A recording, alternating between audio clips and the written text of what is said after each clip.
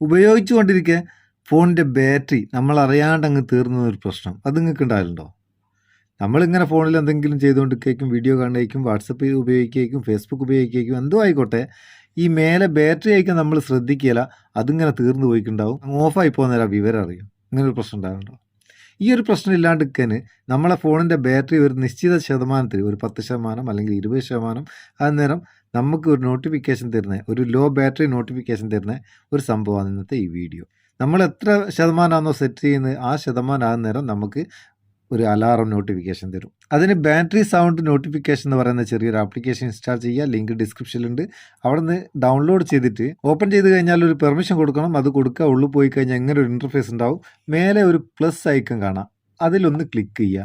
Click ചെയ്തിട്ട് ഇവിടെ കുറേ ഓപ്ഷൻസ് ഉണ്ടാവും. അതിൽ ലോ ബാറ്ററി സെലക്ട് ചെയ്യുക. സെലക്ട് ചെയ്തിട്ട് എത്ര ശതമാനത്തിൽ എത്തുന്നേരാണോ നമുക്ക് അലാറം വേണ്ടത്, അത് അവിടെ സെറ്റ് ചെയ്ത് കൊടുക്കുക. താഴെ സൗണ്ട്, ഏത് സൈസ് സൗണ്ട് വേണമെന്ന് നമുക്ക് റിംഗ് ടോൺ സെലക്ട് ചെയ്യുക.